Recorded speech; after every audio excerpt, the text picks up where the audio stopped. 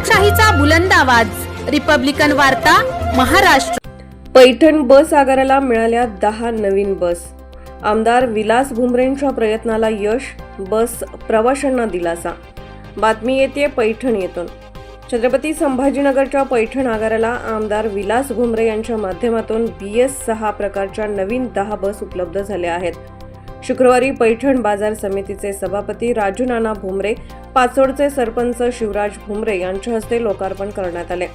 या कार्यक्रमासाठी आलेल्या मान्यवरांचे पैठण आगार प्रमुख गजानन मडके यांनी राज्य परिवहन मंडळाच्या वतीने सत्कार करून स्वागत केले।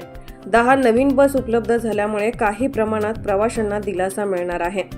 पैठण ST आगाराच्या जवळपास 40 बस मोडकळीस आल्या होत्या।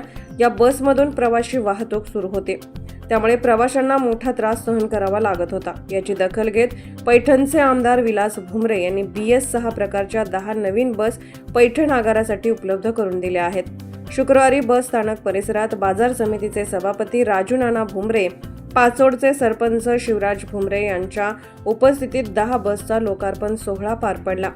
यावेळी पैठण पोलीस निरीक्षक संजय देशमुख, माजी नगराध्यक्ष सोमनाथ परदेशी, राजूभाऊ गायकवाड, अण्णासाहेब लबडे, दादा बारे, जगन्नाथ दुधे, ज्ञानेश्वर गायके, नामदेव खरात, बाबूराव पडुळे, वैशाली परदेशी, उपसभापती राम पाटील ऐरंडे, शेखर शिंदे, ज्योती काकडे, राहुल कबड्डी, किशोर चौधरी, संजय कस्तुरे, श्याम काळे, विजय सुते, सुनील हिंगे यांच्यासह मोठ्या संख्येने नागरिक प्रवासी उपस्थित होते।